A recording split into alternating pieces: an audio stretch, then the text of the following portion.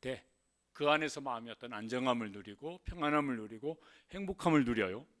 그런데 그 관계는 어떤 게 제일 큰 영향을 끼치느냐 그러면은 뭐가 제일 큰 영향을 끼친다고 그러죠? 그의 성품이에요. 하나님과의 관계는 그의 영성이에요. 사람과의 관계는 그의 성품이에요.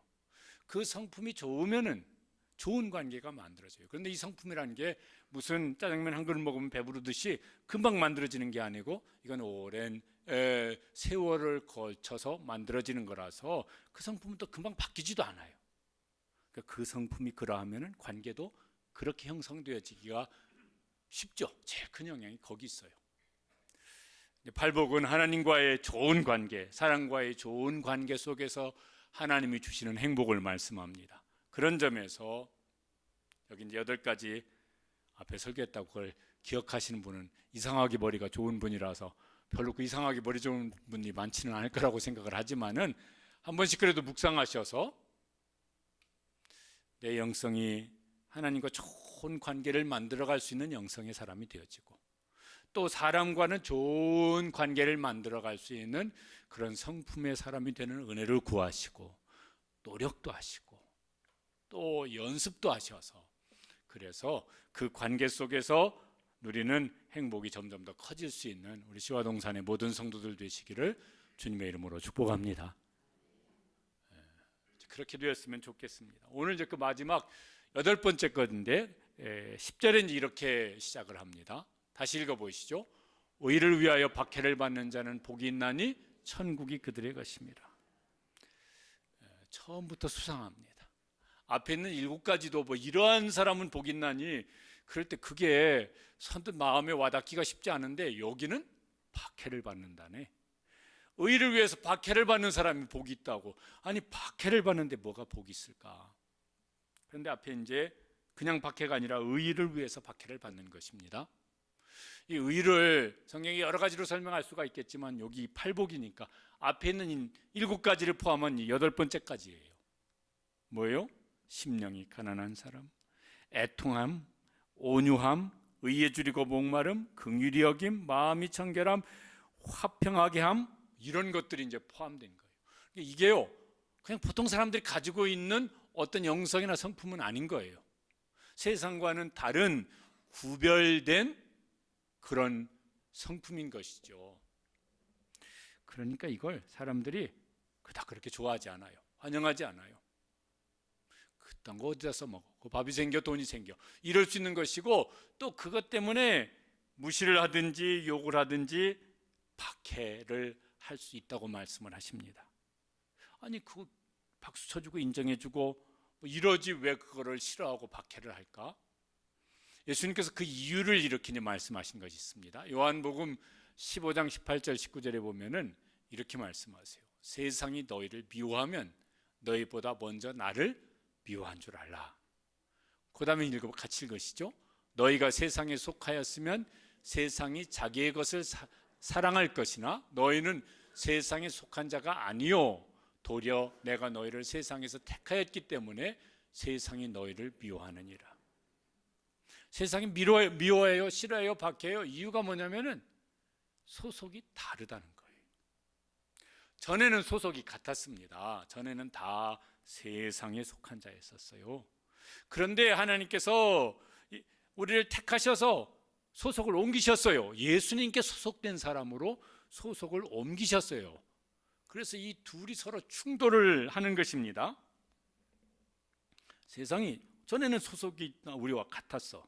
그래서 같은 것을 생각하고 같은 것을 좋아하고 같은 것을 행복이라고 여기고 이렇게 살았는데 소속이 달라지더니 그게 행복이 아니고 심령이 가난한 게 행복이야. 뭐 이런 막 이상한 말을 하고 이상한 짓을 하고 뭐 이렇게 하면서 다른 방향을 추구하고 다른 삶을 추구하는데 싫어요. 그래서 거부해요. 심하면 박해를 합니다. 세상에 소속됐다고 하는 건, 세상에 속했다고 하는 것, 세상에 소속됐다고 하는 건 그러면 이제 그게 뭘까? 그 설명하는 말씀 중에 에베소서 2장 2절 말씀이 좋은 설명이 될 것 같습니다. 그때 너희는 우리가 예수님께 소속되기 그 이전이에요. 너희는 그 가운데서 행하여 이 세상 풍조를 따르고 공중의 권세 잡은 자를 따랐으니 곧 지금 불순종의 아들들 가운데 역사하는 양이라. 저 공중의 권세 잡은 자가 뭐냐면 불순종하는 아들들, 불순종의 사람들 가운데서 역사하는 영이라. 성경에 저 공중 권세 잡은 자, 그래서 불순종은 하나님께 불순종하게 하는 것인데, 그렇게 하는 이 배후 세력이 되어지는 주동자가 있어요. 그를 누구라고 말을 합니까? 사탄이라고. 곧 사탄 곧 마귀라. 요 사탄 곧 마귀가 세상 풍조를 만들어내요. 그 다음 절 2절 그 3절에 보면은 어떤 풍조를 말하냐면은 육체의 욕심을 따라서 행하게 한다고 말씀합니다. 사람들이 욕심을 부리는 게 있어요. 개인마다 좀 다르기도 하지만 공통적으로 욕심 부리는 것이 있습니다. 그것을 추구하는 풍조, 문화, 무슨 사상 이런 걸 만들어내는 거예요. 그래서 사람들이 그걸 따라서 살게 한다고. 그런데 그 3절 끝에 보면은 그게 결국은 어디로 인도하는 것이라? 본질상 진노의 자녀였더니. 그런데 예수님이 세상에 오셨습니다. 왕으로 오셨어요. 그래서 성탄절 때 왕이 나셨도다 이런 찬양을 합니다. 근데 왕으로 오셔서 이제 뭐 하시냐면은 새로운 나라를 세우세요. 그 새로운 예수님이 왕이신 예수님이 세우시는 새로운 나라, 성경이 어떤 나라라고 말씀합니까? 하나님 나라예요. 혹은 하늘나라, 같은 말인데, 그래서 하나님 나라를 세우시고, 이 하나님 나라는 하나님의 뜻을 따르는 나라예요. 예수님이 인도하시는 그 길을 따라 세우는 나라예요. 그래서 충돌이 일어나요. 어떤 나라하고? 세상 나라하고 충돌이 일어나요.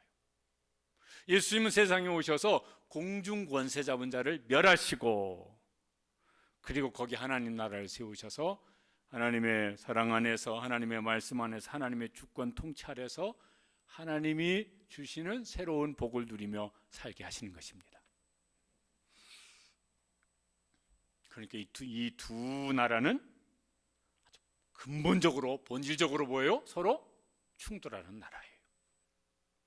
우리는 세상 나라 가운데서 하나님의 나라 백성으로 살아요. 여기에 이제 혼란이 자꾸 생기는 것입니다.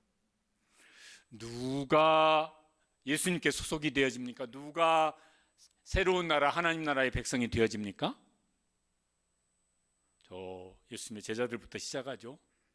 예수님이 가르치시는 말씀을 들었어요. 진짜 왕은 태초부터 하나님이시구나. 진짜 왕은 예수님이 우리의 왕이시구나.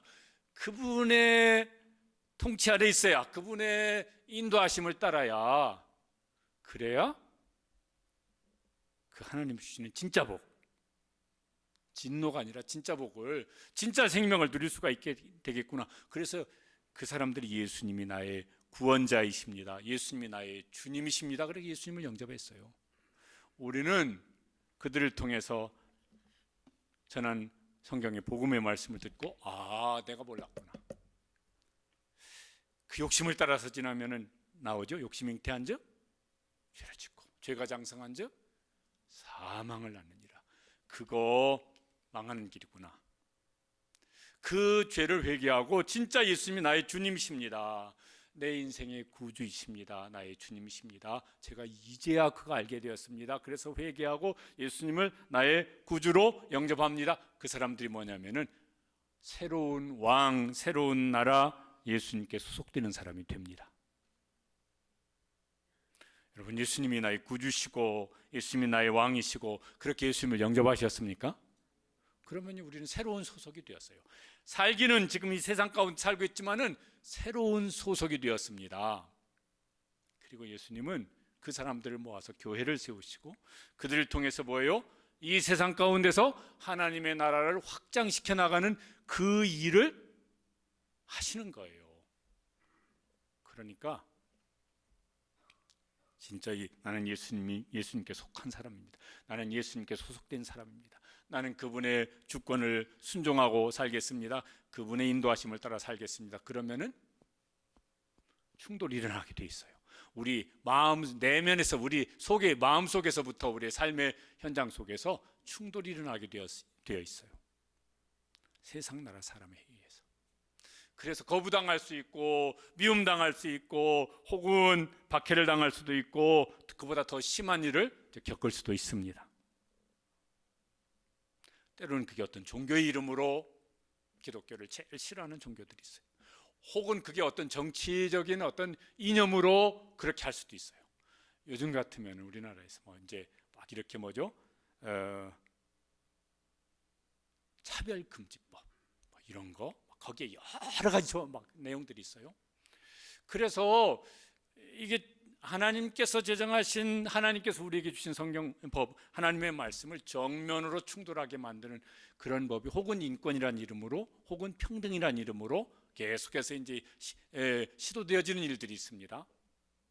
그게 통과되어지면은 그러면은 이제 우리가 성경 말씀대로 순종하고 말하고 순종하려고 그러면요, 거기 아주 굉장히 센 처벌 조항들이 있어요. 그렇게 될 수도 있을 거예요. 어쨌든 여러 가지 다양한 형태로 그래서 이제 충돌이 일어나는 것입니다. 그걸 11절에 예수님께서 너희가 이렇게 겪을 수 있다 이런 걸 이제 말씀하세요. 박해를 여러 가지 말로 설명을 했는데 나로 말미암아 너희를 어떻게 하고 욕하고 박해하고 거짓으로 너희를 거슬러 모든 악한 말을 할 때에는 예수님 때문에 욕먹을 수 있고 무시당할 수 있고 거부당할 수도 있고 소외당할 수 있고 손해볼 수 있고 심지어는 죽을 수도 있고. 이게 이제 이럴 때 이제 고민이 생길 수 있어요. 그럼 적절히 좀 내가 예배 시간에 내가 예수 그리스도께 속한 사람입니다. 고백을 하면은 막 다 야 이분 믿음 좋다 이러겠는데 직장에서는 그게 안 통할 수 있거든요. 혹은 집에 돌아가서도 가족 중에 안 믿는 가족이 있으면 그게 안 통할 수 있거든요. 우리는 지금 그런 사이가 아니지만 저 북한에 있는 성도들이 나는 그리스도인입니다 이러면 어떻게 될까요? 죽을 수도 있는 일이잖아요. 그러면 적절히 감추면 될까? 나는 내 소속이 어딘지를 감추고 이렇게 안 그런 척하면서 살면은 그래서 좀 모면하고 피하면은 그러면 될까? 그런 고민 생길 수 있을 거예요. 초대교회 때도 그런 사람이 있었을 것이고 지금도 그런 우리가 이렇게 두려움 혹은 이렇게 고민 막 이런 게 우리 속에 있을 수 있거든요. 어떻게 해야 되겠습니까? 그런 자리가 오면은 나는 기독교인이 아니에요. 아니 말은 안 했지만 아닌 척 하는 거야 이제.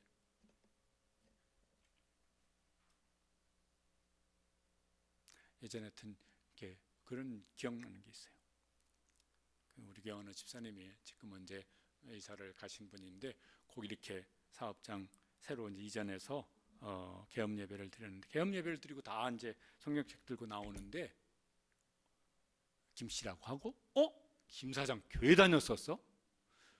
거기 이렇게 울타리가 넓은데 거기 여러 이렇게 조그만 규모의 회사들이 여러 개가 있었는데 거기 있는 다른 사장님들이 직원들이 요 김 사장님 그분이 우리 교회 집사님인데 교회 다닌 줄 모르셨던 거예요. 일부러 감췄는지 아니면 뭐 표시를 안 내서 그랬는지 모르겠지만은 그냥 우스운 얘기인데 식당 가서 밥 먹어야 되는데 식사 기도는 해야 되겠는데 이게 앞에 있는 이게 막 그 같은 직장인들이 지금 동료들이 다 앉아 있는데 이거 기도를 안 할 수도 없고 할 수도 없고 그래서 어떻게 해요? 수건 꺼내가지고 이러면 산다는 그 전설의 고향 같은 얘기도 있어요. 어떤 건 더 노골적인 어떤 상황이 생길 수도 있겠고 어떻게 하면 좋을까? 요한일서 3장 13절에는 이런 말씀이 있습니다. 같이 읽어보시겠습니다. 형제들아 세상이 너희를 미워하여도 이상히 여기지 말라. 이상한 게 아니고 정상이라는 거예요. 그렇지 내가 소속이 다른 사람이 되었으니까 그러니까 다른 가치관을 가지고 있고 다른 목적을 가지고 있고 다른 삶의 방식으로 살아가니까 거부당하고 욕먹고 무시당하고 당연한 거지. 그렇게 여기며 살라고. 예수님도 박해를 당하셨잖아요. 그러죠? 모진 박해당하시고 마침내는 십자가에까지 가셨습니다. 예수님의 제자들, 초대교회 사도행전에 나오는 예수님의 제자들 굉장히 박해를 당합니다. 그때 그 초창기 예루살렘 교회 성도들은 유대인들이에요. 그런데 자기 동족인 유대인들에게는 신성모독자, 예수님을 신성모독죄로 처형을 했잖아요. 그 신성모독하는 같은 부류들. 그래서 자기 민족에게도 배척을 당했고, 또 이방인들에게는 그 당시 이제 황제를 신으로 숭배하는 이 황제 숭배가 이제 시작되던 때예요. 근데 황제 숭배를 거부하는 자들, 이건요 정치적으로 박해를 당했고, 이쪽은 종교적으로 박해를 당했고, 뭐 이런 어려움을 이제 겪으면서 그들의 신앙을 지켜나가고, 그리고 복음을 전하고 이렇게 합니다. 그때 그들이 그걸 어떻게 여겼느냐면, 사도행전 5장 41절에 보면, 저긴 베드로와 요한 사도가 지금 한 일인데, 그들은요 그걸 이렇게 받아들였어요. 사도들은 그 이름을 위하여 능욕을 받는 일, 그 앞에 보면은 매를 맞고 감옥에 갇히고 이런 거예요. 근데 그걸 받을 때 어떻게 여겼습니까? 우리는 그 능욕을 받아야 될 사람이야. 우리는 그 능욕을 받기에 합당한 사람이야. 왜냐하면 우리는 예수님이 우리 주이기 때문에, 그분이 우리의 구원자이기 때문에, 우리는 하나님 나라에 소속된 사람들이기 때문에 그걸 받는 것이 합당한 사람들이야. 그러면서 어떻게 여겼습니까? 기뻐했습니다. 그게 초대교회 사도들의 신앙이었습니다. 저 신앙을 이제 오늘도 우리가 그들처럼, 그분들처럼 박해를 받는 현실은 아니지만은, 그런 일을 당할 때 어떻게 해요? 우리는 그런 소리를 듣기에 욕먹기에 합당한 사람이에요. 주님을 위해서. 우리는 예수님이 우리 주이시니까 저 신앙을 우리가 잘 배우고 본받았으면 좋겠습니다. 초대교회는 이제 점점 더 한 1세기 중반 이후부터 이제 박해가 시작되어지는데, 굉장한 박해를 받습니다. 그 박해를 받았던 내용이 히브리서 11장 35절에서 37절, 저기에 이제 한 부분 이제 기록이 되어 있는데, 또 어떤 이들은 더 좋은 부활을 얻고자 하여 심한 고문을 받되 구차히 풀려나기를 원하지 아니하였으며, 저건 무슨 소리죠? 고문당하다가 받다가 순교당한 거예요. 그렇지, 우리가 이렇게 죽으면은 더 좋은 부활 생명이 우리 속에 있으니까 우리 신앙 지키고 죽자, 그래서 순교를 당하신 거예요. 그 다음에는 어떤 내용이 나오냐면은, 또 어떤 이들은 조롱을 당했습니다. 채찍질도 맞습니다. 나오죠. 막 우리 패션 오브 크라이스트 그 영화 보면은 막 이게 채찍으로 한번 등 한번 후려치면은 살점이 뚝뚝 나가 떨어지는, 이거 막 무슨 40에 하나 감하는 이거 맞고 막 이런 거예요. 결박을 당하고 옥에 갇히는 시련도 받았고, 돌로 치는 거, 저건 무슨 소리일까요? 그 스데반도 돌로 침을 당해서 순교를 당하잖아요. 그런 거고, 톱으로 켜는 거, 사람을 톱으로 켜 썰어서 죽이는 거고,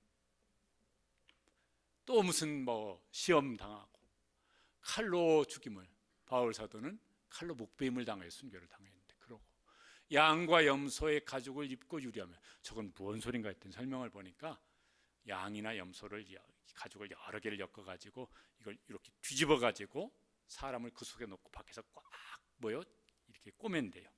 그리고 저걸 들판에 세워놓으면은 이 햇빛에 의해서 어떻게 되어져요? 가죽이 오그라들잖아요. 그래서 사람이 그 속에서 오그라들어서 죽게 만드는 그런 처형 방법이었었대요. 하여튼 이런 걸 겪었어요. 로마가 기독교를 공인할 때까지 323년인가 13년인가 그러잖아요. 그때까지 300몇십만 명인가 순교를 당했다고 그래요. 혹시 로마를 가실 일이 있으신 분들은요, 그냥 다른 관광지 카타콤베라고 하는 있어요. 그 순교지예요. 저런 형태로 이제 땅을 파고, 점점 더 땅을 파고 들어가면서 저기서 이제 땅 속에서 그냥 사는 거예요. 저도 한번 가본 적이 있는데, 그때 설명하는 가이드가 여기 우리가 서 있던 지점이 아파트 한 15층, 지하 15층 높이쯤 되는, 우리가 지하로 들어와 있습니다. 그 위에서부터 계속 사람이 죽으면 묻고, 또 더 파고 들어와서 묻고, 그리고 밖에 나가면 잡히면, 그러니까 또 그 안에 살기도 하고, 이런 거예요. 하나 그림 더 넘겨보시면, 저건 다 뭐예요? 그때 순교당한 사람들의 해골 그걸요 다 엮어가지고 그 지하에 있는 예배당 입구에다 걸어놓은 겁니다. 기독교는 그런 박해의 최종 단계는 순교였으니까 저 수많은 사람들이 순교의 제물이 되어지고 순교의 피 위에 세워진 것이다. 왜 그랬다고 히브리서 11장에 보면 그들이 왜 그 고난을 박해를 그걸 그냥 감당해냈습니까? 더 좋은 부활을 얻고자 해서 잠깐 죽고 예수님 위해서 잠깐 죽고 영원히 살자. 그러면서 그 신앙을 이제 지켜나간 것이라고. 한국 교회 역사도 박해의 역사입니다. 일제 강점기 때 특별히 막 신사참배 이거 거부하는 이런 이제 목회자들이나 성도들이 얼마나 모진 이제 고문을 당하고 순교를 당하기도 하셨고, 또 우리는 6.25 전쟁 겪으면서 이렇게 북한군이 저 남쪽까지 막 쓸고 내려왔었잖아요. 그때 기독교인들이 얼마나 많이 순교를 당했는지 몰라요. 여러분들 혹시 휴가 가셔서 저기 저도 그 신안에 있는 증도 우리 교역자 수련회 때 거기 갔던 적이 있어요. 거기 순교당한 분들 기념하는 예배당이 거기 기념 예배당이 있거든요. 어떤 교회는 교인 100명이라면 90명이 순교를 당하고, 어떤 교회는 교인 70명인데 막 60명이 순교를 당하고, 그런 역사들이 있어요. 북한군이 밀고 내려왔다가 이제 다시 후퇴하면서 그냥 그렇게 수없이 애부터 어른까지 수없이 죽였거든요. 단지 무슨 이유로? 기독교인이란 이유로. 그래서 한국 교회도 그런 순교의 피 위에 세워진 교회다. 그래서 하나님께서 한국 교회를 이만큼 축복하셨다. 이런 설명들을 이제 합니다. 그러니까 우리가 오늘 이만큼 신앙생활하는 걸 가볍게 여기지 않게 되시기를 바랍니다. 그 순교의 제물 위에 하나님께서 한국 교회를 세워주신 것이라고. 북한은 오랫동안 그 세계 기독교 박해 국가 순위 1위입니다. 그거 이렇게 발표하는 기관이 있는데 처음 발표한 거 저는 제가 보았던 기억 때부터 작년까지도 계속 1위입니다. 근데 북한 교회 성도들이 이런 어떤 수칙이 있대요. 예수님 전사들의 수칙. 자신들을 뭐예요? 예수님 전사라고. 전사는 뭐예요? 전쟁에 나가 싸우는 군인을 전사라고 그러잖아요. 전쟁에 물러서지 않고 싸우는 전사들. 예수님의 제자들을 전사들이라고 해서 예수님 전사들의 수칙 5가지가 있대요. 첫 번째는 예수 믿는 사람은 천대받게 되어 있다. 그것이 긍지요 기쁨이다. 예수 믿는 사람은 고난을 당하게 되어 있다. 이것이 우리의 영광이요 승리다. 그렇게 생각을 한대요. 그걸 수칙으로 여긴대요. 저들의 신앙 고백 같은 것 같아요. 두 번째는 칭찬받는 것보다 욕먹는 것을 먼저 배워라. 세 번째는 같이 읽어보시죠. 우리 예수 믿는 사람은 인민의 눈물을 닦아주며 서로의 눈물을 닦아주며 주위에 고통당하는 사람의 위로자가 되어야 된다. 자기들도 무진 그 핍박 어려움을 당하는데 하나님 우리 눈물 닦아주세요. 이런 기도보다는 저렇게 신앙 고백을 한대요. 그 다음에 네 번째는 저것도 같이 읽어보시죠. 사랑이 사랑을 낳고 그 사랑이 또 새로운 사랑을 낳고 그 사랑으로 많은 사람을 예수님의 전사로 만들어야 한다. 지금도 열심히 전도한다고 그래요. 그래서 이렇게 그 모퉁이 돌 선교단체 성경 보내는 일에 동참해달라고. 그 성경 어디로 보내려고? 북한으로 보내려고. 정확하게 이렇게 통계를 낼 수는 없지만 20만에서 40만 정도의 북한 교회 성도들이 있다. 이런 이렇게 보고 이런 얘기들이 나올 때 있습니다. 저분들이 전도하는 거예요. 부모가 자식 전도하고 그 자식 신앙생활하다가 들키면은 죽을 수도 있는데 그래도 전도하고 이웃을 전도하고. 다섯 번째 읽으시죠. 성경이라는 잣대로 자기가 먼저 살아가야 한다. 자기들이 살고 그렇게 사는 모습을 보면서 야 당신 어떻게 이렇게 살아? 난 예수 믿거든. 이렇게 하는가 봐요. 우리는 무슨 박해라고 말하기는 조금 과한. 그러나 나름대로 이제 뭐 내가 예수님 믿습니다. 그러니까 나는 그런 걸 할 수 없습니다. 나는 또 그렇게 해야 됩니다. 이런 걸 이제 분명히 지키면은 혹은 집안에서도 어려움을 겪는 일들이 있을 수 있을 거예요. 예전 같으면 뭐 제사 문제 이런 게 이제 뭐 큰 일이었었고, 그런 게 집안에서도 있을 수 있을 거예요. 부부지간에도 한쪽이 믿고 한쪽이 안 믿으면은 오늘 비 오는 날 애 데리고 어딜 가는 거야? 애 감기 걸리면 네가 그래가지고 막 엄마냐? 막 이러면 또 한번 당할지도 몰라요. 헌금하려고, 야 지금 우리가 은행 대출도 지금 다 못 갚았는데 뭔 11조? 이게 지금 정신이 있는 거야 없는 거야? 그래가지고 또 막 또 한판 할 수 있을지도 몰라요. 회사에서 기분 좋게 밥 먹고 한번 회식 한잔 하자는데, 이게 어떻게, 나도 교회 다니는데 너만 교회 다니냐? 괜히 기분 좋게 한잔 마시고 한 곡 좀 뽑고 기분 좋게 가면 좋은데 이게 산통을 다 깨고 있네. 하여튼 예수 믿는 것들은 어디 가도 이렇게 산통 깨는 일만 하고 있어. 뭐 이런다든지, 하여튼 뭐 또 막 이렇게 무슨 뭐 경제적인 손해를 혹 뭐 당한다든지, 외면 당한다든지, 어떻게 해야 되겠습니까? 그냥 이렇게 종게 좋은 거지 뭐. 근데 그 종게요, 하나님하고 좋은 게 좋은 거면 참 좋겠습니다. 하나님하고 좋은 게 되려면 어떻게 하면 좋겠어요? 하나님 말씀대로 순종하면 하나님도 좋고 나도 좋고 좋은 게 좋은 걸로 좋은 게 될 것입니다. 근데 사람하고 좋은 게 좋은 거지 그러려면서 하나님하고는 영 자꾸 불편해지네. 어떻게 해야 될까? 목사님이 직장 생활을 좀 한번 해보셔야지. 그게 이렇게 쉬운 얘기가 아닙니다.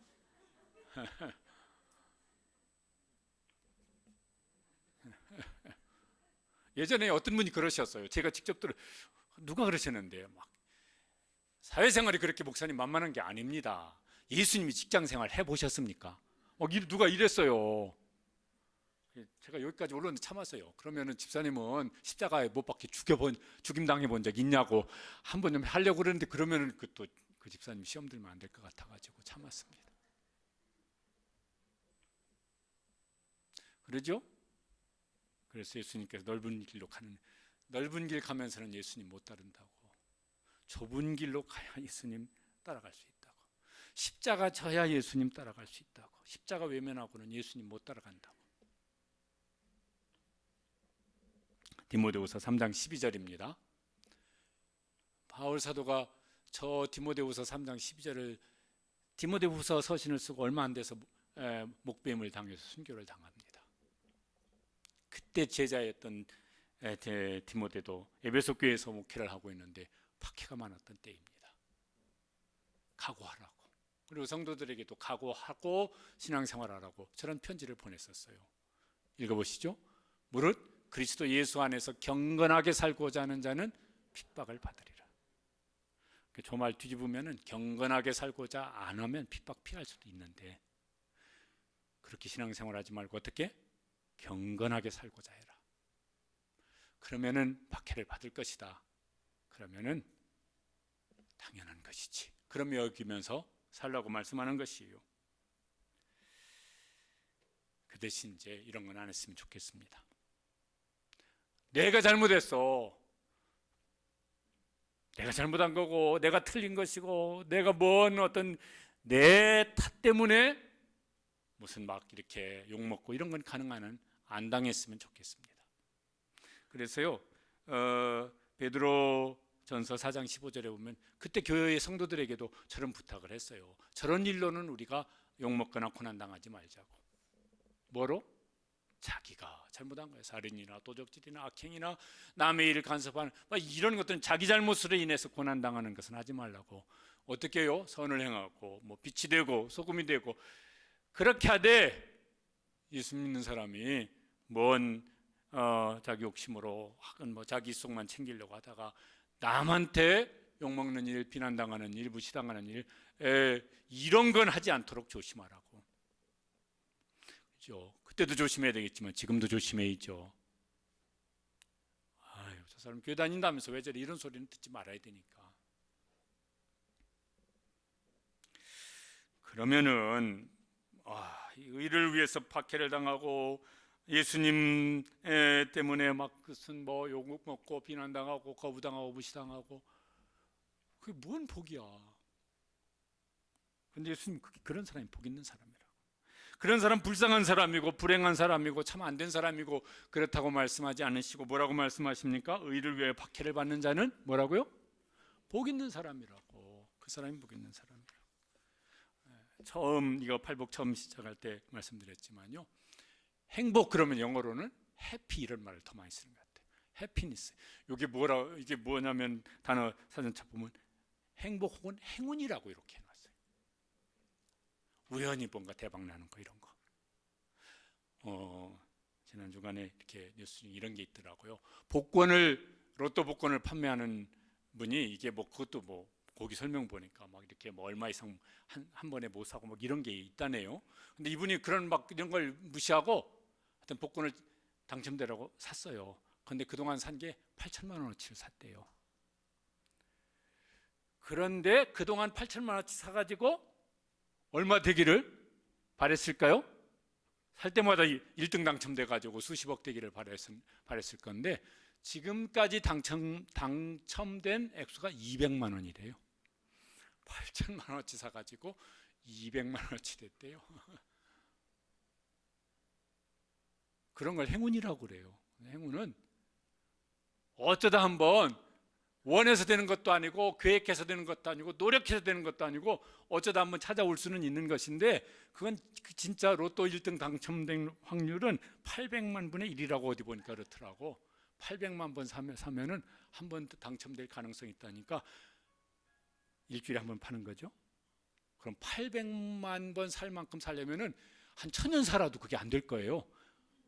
2-3천년 살아도 그 800만 주가 안 된다니까. 그러니까 그런 거 바라지 말라는 거예요. 그런데 여기 예수님이 말씀하신 이 팔복, 그런 영성, 그런 성품, 이건요, 그 복은 영어로 블레싱 이런 거예요. 하나님께서 반드시 복을 주시겠다고. 이건 뭐 몇 천분의 1, 몇만 분의 1 이런 게 아니라 반드시 복을 주실 것입니다. 그건 100%짜리죠. 근데 금방 눈에 보이고 손에 안 잡히니까 이게 로또 복권만큼도 신경을 안 쓰면 이게 문제인 것이지.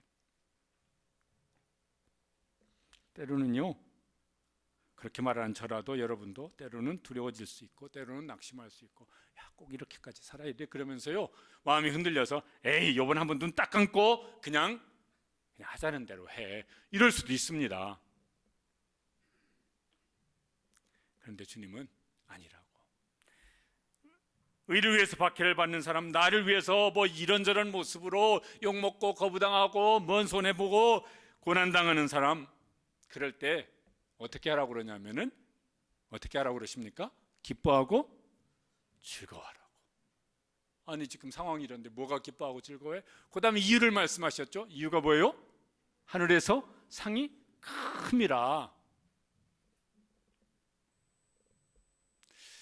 하나님께서 상을 주실 것이라고. 땅에서 의를 위해서 주님을 위해서 고생했는데 하늘에서 하나님이 상을 주실 것이라고. 사람에게는 고난을 겪었는데 하나님께로부터는 상을 받을 것이라고.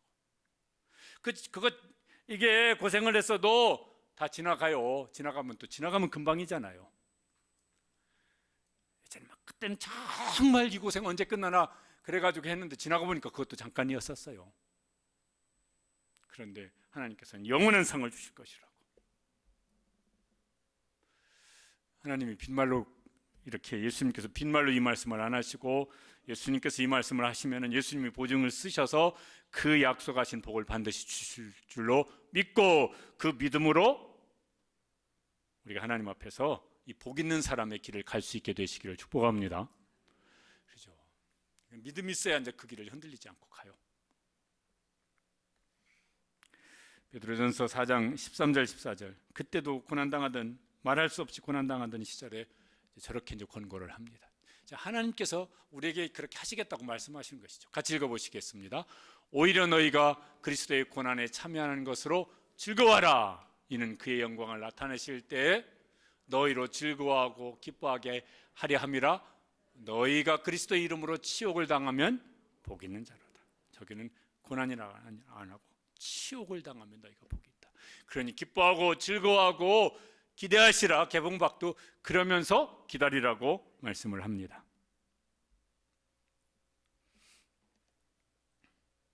지난 주간에 뉴스 중에 우리나라 축구 선수가, 유명한 선수가 저기 어디 독일 어느 축구팀으로 이적을 했어요. 근데 와, 1년 받는 연봉 계약이 얼마라고 혹시 보셨습니까?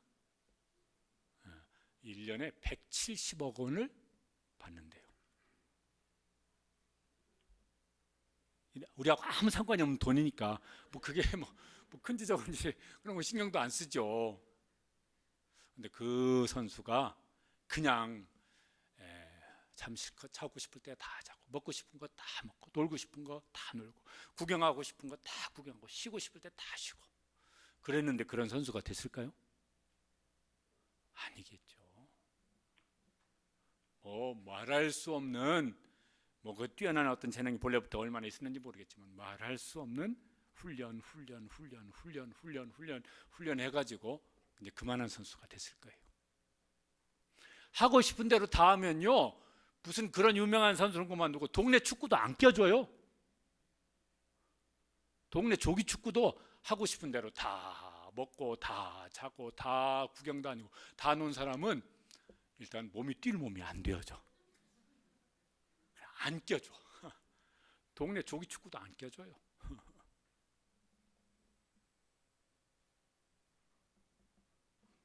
예수님 때문에 박해를 받을 기회가 있으면은 옳거니 그리고 그 기회를 붙잡을 수 있게 되시길 바랍니다.